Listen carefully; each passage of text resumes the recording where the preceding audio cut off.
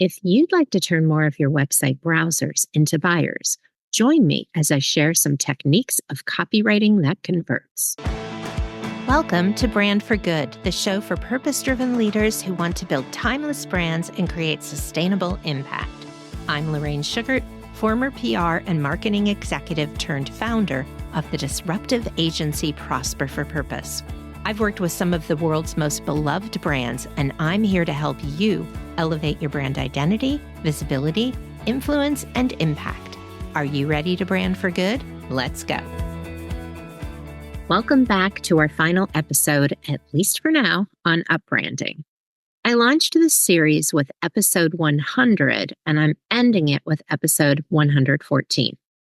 If you've been with me on this journey, I've literally shared the essential steps of my agency's proprietary process for developing the foundational pieces of a brand for good. And while every one of these 114 episodes have included insights into building your brand for good, I hope these 14 episodes have helped you reevaluate your own foundations and determine opportunities to strengthen your brand. Today, I'm concluding this series with some perspectives on turning website browsers into buyers. Now, if you're wondering why I'm not continuing to share as I go into the design process of my brand, that answer is simple. I am a writer, not a graphic designer. Still, I will devote some future episode to the thought process of designing the new Prosper for Purpose site. We're just not there yet. So, let's start here.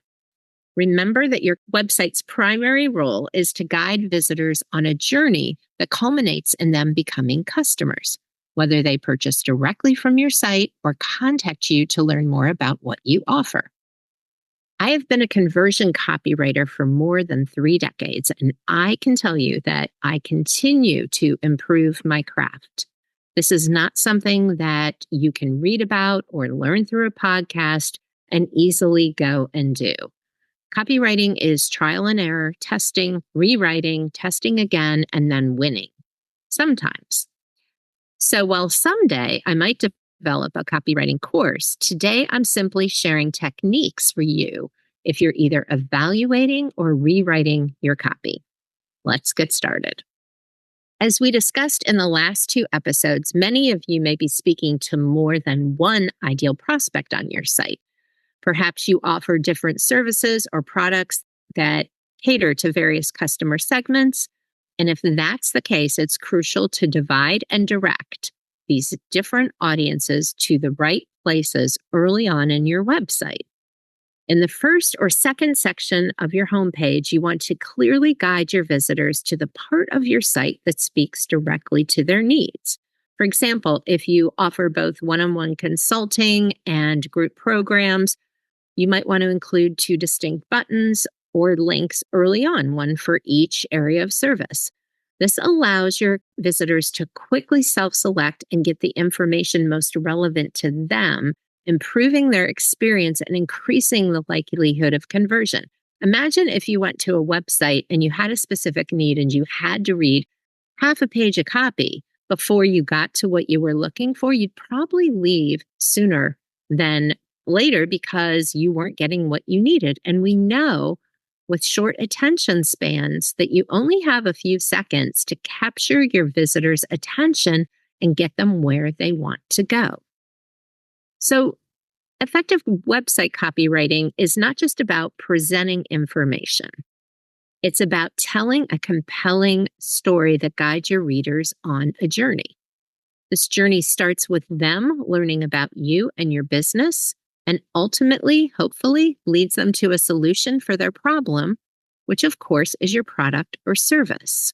So I talk a lot about the power of storytelling, and web copywriting is like a chance to tell a story in various chapters. You have various landing pages on your website, various sections, and you get to tell a pretty comprehensive story. By crafting a narrative within your web copy, you create a more memorable experience for your visitors.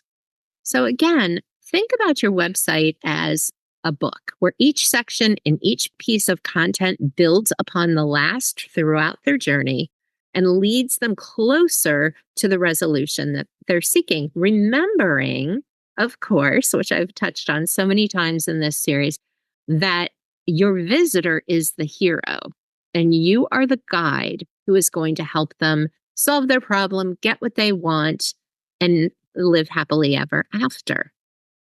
A key part of this storytelling is integrating your vision, mission, and values into your narrative. This is a topic I covered in previous episodes.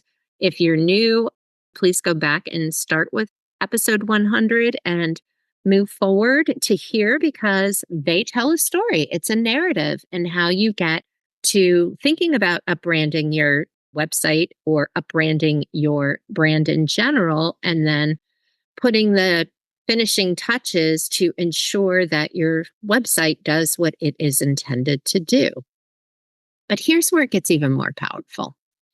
You need to make your prospects a part of your story. Remember, they're not just passive readers. They are the protagonists, the heroes. So by showing how your brand's vision aligns with their goals or how your mission supports their values, you create a deeper connection that makes them more invested in what you have to offer. Now let's talk about the structural elements of your web copy, specifically headlines and subheadings. I did cover this before, but again, I want these to be standalone episodes, and headings and subheadings, we probably just can't talk about them too much. They serve as signposts, guiding your website visitors through your content and also breaking down information into digestible sections. So again, if you landed on a website and it was just like paragraph after paragraph of long copy, you'd probably leave. I probably would, and I'm a copywriter and reader. So we want to use headlines and subheadings to boldly state and compel your reader, grabbing their attention right away and pulling them into your copy. So they're the hooks that keep people reading, right? And subheadings help maintain that momentum by kind of clearly hinting or indicating what's coming next and why it's relevant. By creating well-written headlines and subheadings, you not only make your content more scannable, which we know people scan, but also keep your readers engaged by making the content easier to digest and remember. When visitors can quickly find the information they need, they're more likely to stay on your site. And the longer they stay, the more likely they are to take action. So let's talk about those strategic calls to action, CTAs. They're another critical component of your website's effectiveness. We want to use those strategic calls of action on every page of your website. They should be well placed and well thought out and prompt users to take a desired action. So whether it's making a purchase, signing up for your newsletter, or downloading a free resource, your CTA should be compelling and clearly indicate the next steps. More than that, it should emphasize the benefits users will gain by taking that action. For example, instead of just saying, sign up, a more effective CTA might say, sign up and start transforming your business. Sign up and see how copywriting can make a difference in your website conversions. Crafting calls to action that resonate with your target audience and align with your overall goals can significantly drive conversions. Consider the different stages of your customer's journey and tailor your calls to action accordingly. A visitor who is just learning about your brand might be prompted to download a free resource, while a returning visitor or someone who knows you in the real world could be nudged towards scheduling a consultation or even making a purchase. Now, if you've been following our podcast series, you might remember episode 112, where we discuss the importance of headline hooks, particularly for your homepage. A headline hook is your first opportunity to capture attention and make a strong impression. It's kind of like that make or break moment that determines whether your visitor stays to learn more or bounces off to another website. I cannot stress enough how important it is to get your headline right. In addition to not using my three hated words, hi, I, and we, your headline should be clear, direct, and focused on the primary benefit your visitor will gain from engaging with your brand. If you need a refresher on this, go back and listen again to episode 112. Now let's dive a little bit deeper into the actual writing process. Again, I could do a whole series on copywriting for your website. I did devote an episode to your homepage and another episode to your sales and services pages. So this is just kind of taking that, okay, what about the other pages? And just an overall goal and look at some key techniques that you can use. One of the most important things that you can remember when writing web copy or evaluating the web copy you have is using easy to comprehend language. So you want to avoid insider language, like terms that only people in your industry know, any kind of jargon, or overly complex sentences that might confuse your reader. So we know a confused mind always says no. They're looking for a solution. They don't have time to stop and pause and figure out what you're saying. You need to be direct and clear. Your goal throughout your website copywriting and copywriting in general is to communicate clearly and effectively. Now, ultimately, your goal is to connect with compassion and care. To do that, try writing like you're sitting across from your ideal prospect. Bring your empathy and concern. Help your visitor feel that you care about them and that you are there to help them. When I have worked with my clients, we have actually sat across from one another. I know this sounds scary to a lot of people, and I will ask them to talk to me about what they do, what the benefits are, and just, talk to me like I am someone who needs what they offer sitting right across from them. And from there, we can kind of extract the things that make sense. You can do this with a friend, your spouse, or you can record yourself doing it, play it back, and think about what the golden nuggets are and how you can pull those out and develop them.